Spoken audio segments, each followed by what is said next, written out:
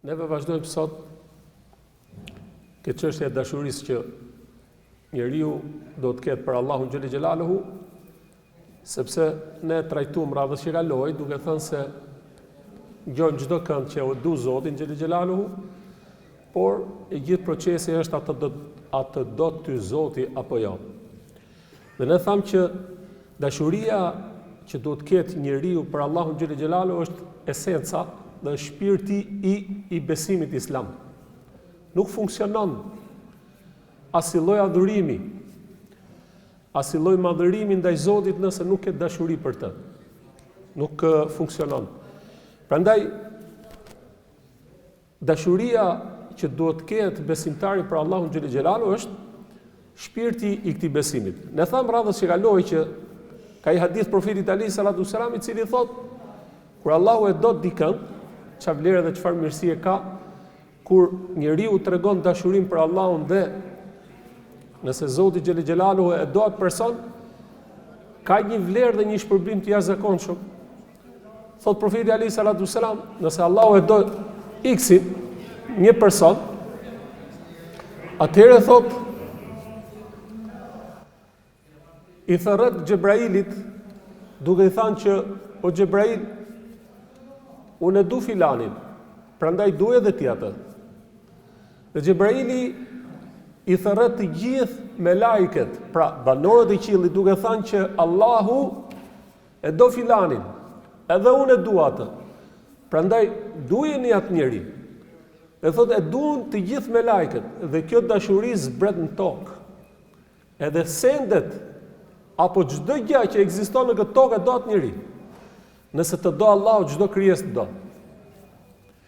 Prandaj, dhe kjo është vlera dhe kjo është mirësia që tregon njeriu ose që tregon për vlerën dhe shpërblimin e dashurisë ndaj krijuesit të gjithësisë.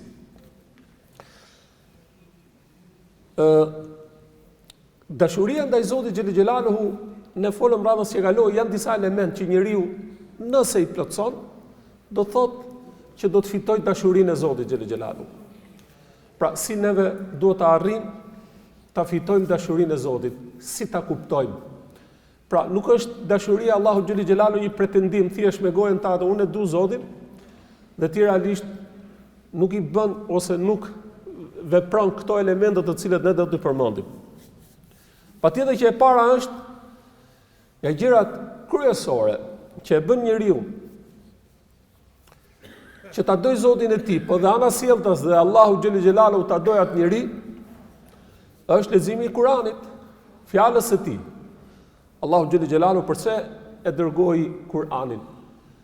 Që njerëzit ta njohin atë, ta madhërojnë atë, ta duan, t'i friksohen, ta respektojnë, pra ta shenjtërojnë. Kuptimi, pra ardhja e librit Zotit xhël xhelaluhu, njeriu shikon, mëson se kush është Zoti i tij dhe e do krijuesin e gjithësisë. Prandaj Allahu xhël xhelaluhu kur thot ajetin kuranor la yatihi al-batilu min bayni yadayhi wala min khalfi. Pra, ky Kur'an, ky libër është ai libër i cili nuk i afrohet kurrë e pavërteta, absolutisht nuk ndodhet afër, as nuk ka shanse të i afrohet e pavërteta para për mbrapa. Pra në çdo anë të këtij librit, ky është një e vërtet absolute. Dhe realisht, edhe pse kam pas tendenca historikisht për të vendosur dhe për të akuzuar këtë libër, nuk e bëjnë dot, sepse është mrekulli prej mrekullive të Zotit. Nëse profetëve më parshëm, mrekullitë e tyre mbaruan me jetën e tyre dhe me largimin e tyre nga kjo jetë, Kurani jo, është mrekulli hynore që qëndroi pas vdekjes profetit alayhis salatu selam dhe ne kemi sot në duart tona. E lexojmë atë, e meditojmë atë dhe kuptojmë se ky është libër i madh. Prandaj, ky është një libër që realisht kur njeriu e lexon, njeh krijuesin e gjithësisë, po gjithashtu shton dhe dashurinë për të. Prandaj Allahu kur thon në ajetin kuranor fela yatadabbarun al-Quran, a nuk pa e meditojnë vallë Kur'anin këta njerëz, sepse Kur'ani nuk është thjesht ti ta mash Kur'anin në shtëpinë tënde dhe duke menduar se do të cilli fat. Ky ky libër ta sjell fatin dhe mirësinë kur ti e lexon, e kupton, e mediton dhe mundohesh që të praktikosh atë që ai të porosit. Tu është kuptimi i kësaj. Prandaj thot Imam Ibn Qayyim se i përket Kur'anit, thot në mënyrë të përgjithshëm, thot Imam Ibn Qayyim, e themi që nëse nuk ka gjë, thot Imam Ibn Qayyim, nuk ka gjë që mund t'i bëj dobi dhe mund t'i bëj mirë zemrës se sa leximi i Kur'anit. Kur ai Kur'an lexohet me meditim, me kuptim, pra duke u thelluar në të, sepse Kur'ani realisht ka përfshirë të gjithë stacionet e njeriut, që në zanafillën e krijimit të shpirtit të tij, e krijimit në këtë botë deri kur ai të përfundoj destinacionin e tij, pra në fund që është on xhenet, on xhehenem. Prandaj Kur'ani ka gjëra të cilët realisht e përmirësojnë, e rregullojnë dhe informojnë njeriu, zemrën e tij, dhe prandaj është nga elementet kryesor që i bën dobi dhe mirë zemrës së njeriu. Nga gjërat të cilët e shtojnë apo e forcojnë dashurinë që të ketë njeriu për Allahun xhël xhelalu, patjetër që është njohja e Zotit, duke treguar, pra duke e theksuar njohja e Allahut xhël xhelalu, emra dhe cilësitë e tij. Çfarë kuptoj me këtë fjalë? Do të thënë kur njeriu e njeh Zotin e tij, njeh emrat e tij, do të thotë që ai njeh madhështinë e tij, njeh pushtetin e tij, njeh forcën e tij, njeh diturinë e tij, njeh që Zoti xhël xhelalu është ai që dëshiron ai bëhet, dhe ai që nuk dëshiron ai që nuk bëhet, sado njerëzit mblidhen për treguar pushtetin absolut të krijuesit gjithësisë. Prandaj duke e njohur Allahun xhël xhelaluhu dhe duke njohur emrat dhe cilësitë e tij, patjetër që forcohet ajo dashuria që ka njeriu për Zotin e lartë madhëruar. Prandaj ne kur themi që e duam Allahun xhël xhelaluhu, duhet i kemi parasysh këto. Pra, ta duam Zotin që do të thotë duhet ta njohim atë kush është Allahu xhël xhelaluhu. Njohim emrat dhe cilësitë e tij. Dhe Imam Ibn Qayyim, Allahu e mëshiroft, na thotë një fjalë të tij, thotë ka dy njohje që njerëzit mund ta njohin Zotin krijuesin e gjithësisë. E para quhet njohja e pohimit. Pra e pohojnë gjithë që ky është Zoti absolut, i plot pushtetshëm, i plot fuqishëm, kështu me radhë. Po kjo quhet njohje e pohimit, do të thotë përfshihen në këtë njohje të gjithë krijesat, edhe mëkatari, edhe besimtari, gjithë, se gjithë e njohin se Allahu xhël xhelalu është i plot pushtetshëm, i plot fuqishëm. Ai është mbi çdo gjë. Pra, gjithë e njohin këtë. Por kjo lloj njohje nuk ta sjell atë dobin, nuk ta sjell atë mirësinë e duhur.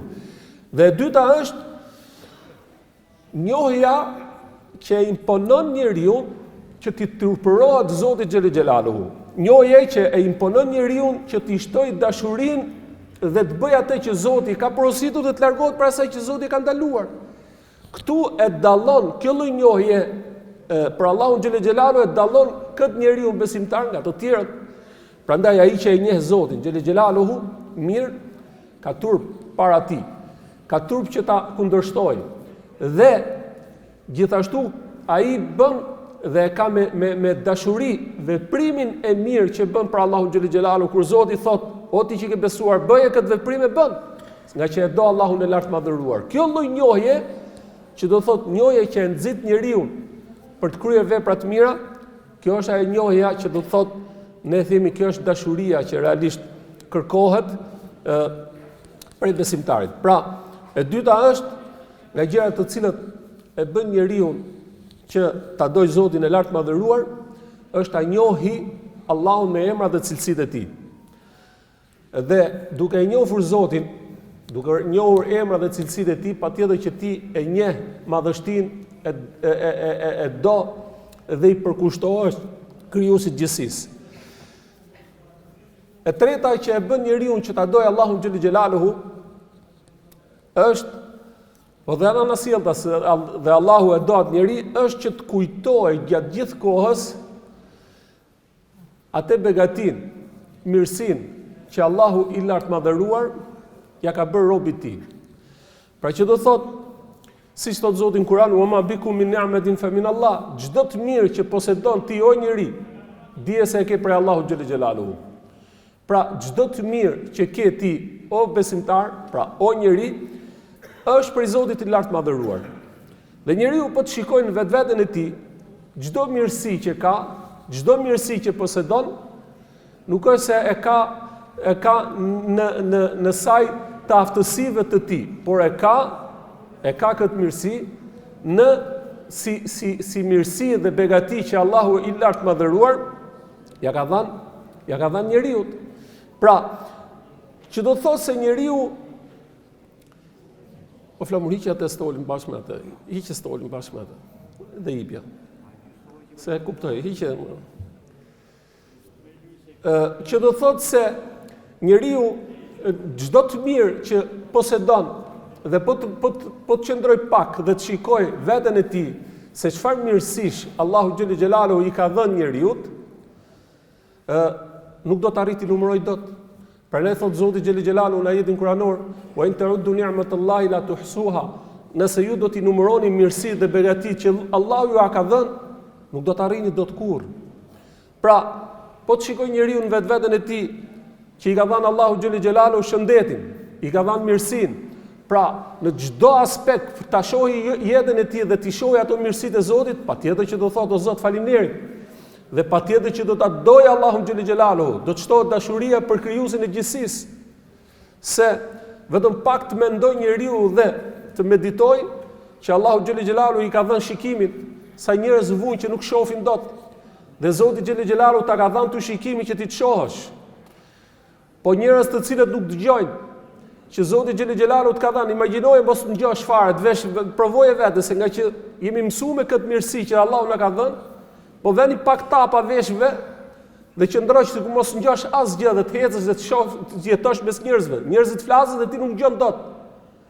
Është një lloj dhimbje e brendshme. Allahu xhel xhelalu ta ka dhënë këtë mirësi. Ka bërë që ti të ngjosh, po që ti të flasësh, pra që ti të shijosh, po ti të logjikosh. Ke njerëz që janë shumë të fortë, i sheh njerëz të cilët janë shumë të mëdhenj, shumë të bukur. Por në bisedën e parë, kur ti hyn në bisedë, kupton që ai s'pas ka logjik. Allah na ruaj. Njeriu po ta shikoj veten e tij të bëj një vizitë ke këto spitale që quhen spitalet psikiatrik. E sheh njeriu shumë të fortë, shumë të bukur, ai është gjithaj krijes. Sa hyn në bisedë, kupton që Zot, o Zot, faleminderit. Ke dhënë mend, ke dhënë logjik që unë ndaj dhe të kuptoj. Dhe kjo është për mirësive të Zotit. Pra, duke i kujtu këto mirësi, i shton njeriu çfarë? I shton dashurinë për Allahun xhel xhelalu. Elhamdulillah që njeriu do të shikojë se që Allah e ka furnizuar, i ka dhënë streh, i ka dhënë fëmijë, i ka dhënë familje. Pra, e ka begatuar. Gjithë këto janë elementë të cilët i shtojnë njeriu çfarë? I shtojnë dashurinë për Allahun xhel xhelalu. Prandaj thot profeti alayhi salatu wasalam në një hadith, thot kur njeriu shkon në darkët që fillon e flen, shtrihet para se të flej, ku shtrihet thot elhamdulillah alladhi at'amana wa saqana wa kafana wa awana fa kam mimman la kafiya lah wala mu'wiya. Thot profeti alayhi salatu wasalam ku njeriu të shtrihet në darkët me doj pak dhe të reflektoj pak për ato mirësi që i ka dhënë Zoti. Thot o Zot faleminderit. Falenderoj Zotin i cili më ushqeu, më dha ushqim. Se sa njerëz mund të flenë dhe nuk kanë ushqim. Falenderoj Zotin, thot falenderoj Allahun i cili më ushqeu, më dha për të pi. Po gjithashtu thot dhe më dha të gjitha ato elementet që unë t'jemi mjaftueshëm. Pra mos jem lypës, por t'jemi mjaftueshëm me ato gjëra që Zoti më ka begatuar. Pra kam një lloj pavarësie, një lloj krenarie në vetvete. Po gjithashtu thot wa awana dhe më dha dhe streh. Kam shtëpi. Njeriu kur e shtrin kokën e tij në një stik para se të flej, e kupton që duhet të thush o Zot faleminderit që më dhe shtëpi. Kam familje, kam shtëpi, kam fëmijë, kam mirësi, kam begati. Dhe thot profeti alayhi salatu wasalam duke thënë se sa njerëz të cilët nuk kanë as ushqim dhe as vend strehimi. Pra gjithmonë kur njeriu ndarkët e shtrin kokën, një nga lutjet që bën, që na ka treguar profeti alayhis salatu sallam është edhe kjo, që thosh o Zot, faleminderit që më ke ushqyer, ke dhënë të pi, ke dhënë streh, më ke dhënë gjëra të cilët unë të jem, pra unë të kem një lloj pavarësie, mos kem nevojë për askënd. Dhe kjo është mirësi që këto mirësi që njeriu i tregon, ja tregon vetes me qëllim që të forcojë atë dashurinë që ketë për Allahun xhelel xhelalu. Kjo është logjika. Prandaj një nga elementet që e forcon dashurinë e njeriu për Allahun xhelel xhelalu është të kujtojë ato mirësitë e Zotit. Se ai njeriu i cili i kujton ato mirësitë e Zotit dhe më pas i mohon, e para nuk mund ta dojë Zotin e tij. Pas Allahu nuk e do atë njeri. Ne kemi shembuj të tillë ka shumë, po me një shembull konkret që Allahu xhelel xhelalu na tregon neve për Karunin, i cili thotë ishte prej popullit Musait, ish besimtar, tregohet, më pas Zoti e sprovoi me begati dhe mirësi dhe ai pasuritë pafund. Saqë çelësat e depove të arit të tij mbashin me ushtri, aq të mëdha. Ai kishte depo me ar. Dhe kur erdhi dhe filloi ta demonstroi, të rregoi arrogancën e vet, atë fudullukun e tij, i thanë ata besimtarë të cilët ishin aty, ora thanë, la tafrah, mos e trego këtë lloj arrogancë kundrejt Zotit. Se Allah nuk i do arrogantët që bëjnë këtë lloj veprime për treguar çfarë tha. Mohoj ato mirësitë e Zotit, duke thënë si shikotot, se gjithë këtë mirë që unë e kam marrë në aftësitë e mia. Thotë Allahu, e fundosëm atë, pasurinë e tij, ushtrinë e tij. A kishte kush që mund ta runte dhe ta mbronte dot? Askush. Pra që do thotë se Zoti xhelel xhelalu t'jep, të begaton, po me qëllim që ti ta duash, që ti të forcosh dashurinë që ke për Allahun xhelel xhelalu, me qëllim që Allahu i lartë madhëruar të do edhe po të desh Zoti, siç vjen hadith, nëse Allahu e do dikën, bëhet për të çdo gjë. Pra bëhet shikimi, gjimi, lëvizja, pra çdo gjë. Pra që do thotë njeriu kur Allahu xhelel xhelalu e begaton me këto mirësi, është me këtë qëllim, që njeriu të kuptojë dhe të shtojë dhe të forcojë dashurinë e tij për Allahun xhelel xhelalu, që Allahu i lartë madhëruar ta dojë këtë njerëz. Gjithashtu nga gjërat të cilët e forcon dashurinë me Zotin xhelel xhelaluhu është që njeriu të shikojë rreth e qark vetes tij. Duke parë gjithë këto krijime dhe gjithë këto krijesa të lloj-llojshëm, pra të jo të një lloj standardi, po në të forma dhe mënyra të ndryshme, se si ata jetojnë, se si ata lëvizin, se si ata, pra një ekuilibër perfekt që Zoti xhelel xhelalu ka vendosur në jetën e kësaj bote. Patjetër që kjo nuk do të thotë, pra kjo gjë e bën njeriu që të afrohet me Zotin xhelel xhelalu. E bën njeriu që ta dashurojë krijuesin e gjithësisë. Pra duke parë gjithë këtë galaktik, duke parë gjithë këto krijesat të cilët ndodhen në këtë tokë, lëvizja e tyre, rrisku i tyre, furnizimi i tyre, gjithë këto, kush mund t'ia bëjë përveç Zotit xhelel xhelalu? Kjo gjë çfarë bën? E bën njeriu që të forcojë dashurinë që ka për Allahun xhelel xhelalu. Tjetër gjë është që nga gjërat të cilët ndikon ose e forcon dashurinë me Zotin xhelel xhelalu është që njeriu i jep përparësi fjalës Allahut dhe i jep përparësi dashurisë Zotit kundrejt dëshirave dhe epsheve të tij. Pra, ç'a kuptojmë më konkretisht? Pra, kur Zoti xhelel xhelalu dëshiron që ti mos e bësh i veprim të keq dhe nefsi jot, që është në thelb, pra që do thot ka tendencë për tek e keqja, për ta vepruar, por nga që Zoti ka thënë mos e bëj, dhe ti dëshirën tënde e frenon për t'i dhënë përparësi dashurisë Zotit, është një nga mënyrat për të fituar dashurinë e Allahut xhelel xhelalu. Pra kur Allahu xhelel xhelalu thot fali 5 kohët e namazit, edhe pse nefsi jot të bën përtac, thot prit, se ka kohë. Ahu, s'ke arrit moshën, je i ri akoma, shijoje jetën, por ti çfarë bën? I thu po, Zoti më ka thënë mund të fal kohët, pra të fal namazin unë i jap përparësi dashurisë Zotit, se Allahu e don që unë të falem dhe unë do të falem. Edhe pse ndonjëherë nefsi i njeriu të bëhet portac. Ndonjëherë nefsi i njeriu nuk dëshiron, por ti e imponon atë për ta realizuar, pse? Për të fituar dashurinë e Zotit. Është nga elementet që njeriu fiton dashurinë e Allahu xhël xhelaluhu. Thot profeti Ali sallallahu alaihi wasallam një hadith, tre gjëra thot. Nëse i ka njeriu, do të gjej ëmbëlsirën e imanit, pra do të kuptoj dashurinë që ai ka për Allahun xhël xhelaluhu. Thot profeti Ali sallallahu alaihi wasallam, "Men kana Allahu wa rasuluhu ahabba ilayhi mimma siwahuma." Nëse Allahu dhe i dërguari i tij janë më të dashura në zemrën e tij se çdo gjë tjetër. Nëse e ke këtë pjesë të parë, do thotë do shijosh ëmbëlsirën e besimit. Kur ti thua unë besoj Allahun, do ta shijosh këtë besim. Nëse Allahu dhe i dërguari i tij janë më të dashura tek ty se çdo gjë tjetër.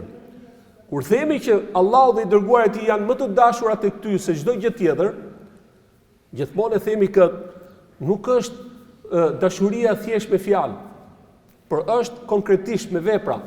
Kur njeriu e do Allahun dhe të dërguarin e tij i përgjigjet. Kur Zoti thot falu, ai falet. Kur Zoti thot agjëro, ai agjeron. Kur Zoti thot mos e bëj këtë veprim të keq, ai thot po Zoti, nuk e bëj dhe tërhiqet. Pra që do thot rregullon veprimet e tij në konform asaj fjale që Zoti na ka treguar në Kur'an dhe fjalëve të profetit alayhis salam. Kjo gjë tregon se njeriu e do Allahun dhe dërgumin. Prandaj thot profeti alayhis salam, e ndjen shijen e besimit kush? Ai që Allahu dhe i dërguari i tij është më i dashur në zemrën e tij se çdo kush tjetër. Pastaj vazhdon hadithi dhe thot: "Wa an yuhibbu al-mar'a la yuhibbuhu illa lillah." Të doj dikënd vetëm për hatër të Zotit.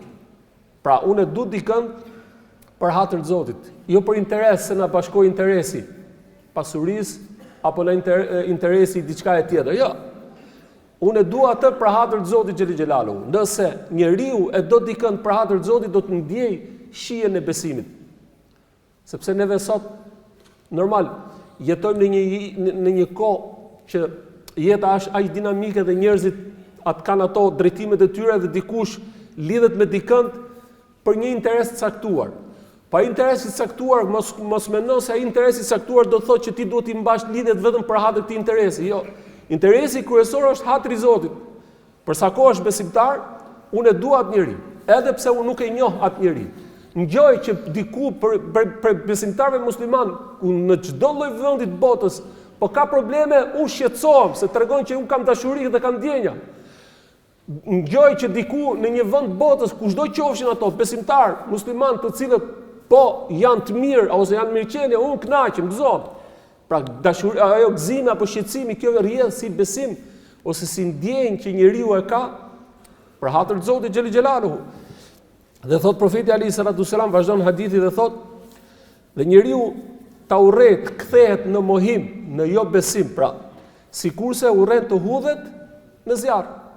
Pra që do thot kohën e ignorancës, si themi, ose koha që ka qenë koha jote e keqe, që ka qenë jo mbi besim, e vepra të shumtuara dhe të këqija, atë kohë ti mos e përmendesh dhe mos e kujtosh me nostalgji. A kam qenë herë dikur? Jo. A ka mundësi ta harrosh në memorien tënde, ta fshish nëse vazhdon të ekzistojë në memorien tënde ajo lloj kohe, mundohu ta fshish. Mos mendon edhe se ka për besimtarëve që kur hapin bisedat e vjetra, i kujton ca kohë dhe vepra të këqija me nostalgji, thotë bëshim kështu e bëshim ashtu. Do të vi turp që e thu. Pra do të kesh neveri për atë kohë. Pra njeriu do të ketë lloj neveri për atë kohë. Pse?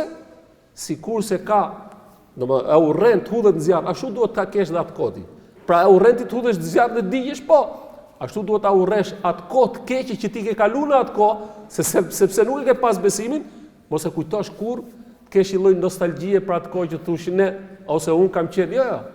Ka mundësi ta fshi dhe ka mundësi mos kujtoj asgjë për asaj kohë. Se realisht ka qenë kohë që nuk ka shërbyer ty dhe nuk ka dhënë ty dobi dhe mirësi. Prandaj, nga gjërat të cilët e forcojnë dashurinë e Zotit xhel xhelaluhu është që njeriu t'i japi pra përparësi dashurisë Allahu xhël xhelalu kundrejt dëshirave ose epsheve të tij. Gjithashtu nga gjërat të cilat e forcojnë dashurinë e Zotit xhël xhelaluhu është që njeriu t'i afrohet Allahu xhël xhelaluhu ke ato veprat që i do shumë. Allahu xhël xhelaluhu nëse njeriu i bën ato vepra që Zoti i do fort, dije se forcohet dashuria jote me Zotin, por ndërkohë edhe Allahu xhël xhelaluhu të do ty. Nga adhurimet që njeriu patjetër afrohet tek Zoti i lartë madhëruar pas besimit në Zot, pas shahadetit, pra pas fjalës la ilaha illallah, patjetër që është falja e 5 kohëve të namazit. Sepse Allahu xhël xhelalu ja ka obliguar besimtarëve që t'i falen Zotit tyre 5 herë në ditën. Dhe ky namaz nuk është se e pengon njeriu, ose ky adhurim nuk është adhurim që e pengon njeriu për të bërë punët e tij të përditshme, absolutisht. Përkundrazi, e sistemon, e programon dhe e rehaton dhe e relakson dhe e rifreskon shpirtin dhe zemrën e tij namazi. Pra nuk mund quhet kur namazi si barr. Ai që i quhet namazi si barr, patjetër që ai ka problem në besimin e tij. Absolutisht namazi është një kënaqësi absolute. Pra ne dhe profeti Ali sallallahu alaihi wasallam kur e pyetën dhe i thanë të dërguarit Allahu sallallahu alaihi wasallam për kënaqësinë, thotë: "Wa ju'ilat qurratu 'ayni fi salat." Më është bërë kënaqësia ime absolute në namaz. Namaz që do thotë një nga adhurimet që Zoti e do shumë, nëse ti mundohesh të jesh i rregullt dhe e do këtë namaz dhe kur vjen koha namazit përpiqesh dhe shqetësohesh për ta kryer dhe për ta realizuar dhe për ta falur, kjo tregon se ti e do Allahun, po dhe Allahu xhël xhelalu të do ty. Kjo është nga elementet nga gjërat të cilët shton dhe forcon dashurinë që ka besimtari për Allahun xhël xhelalu.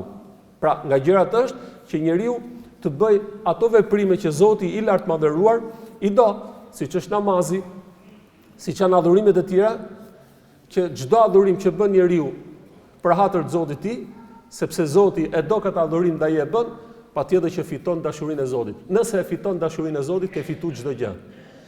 Prandaj gjithmonë e themi dhe e mbyll me këtë fjalë që të dush Allahun xhël xhelalu është e lehtë, por pyetja është a të do ty Zoti apo jo?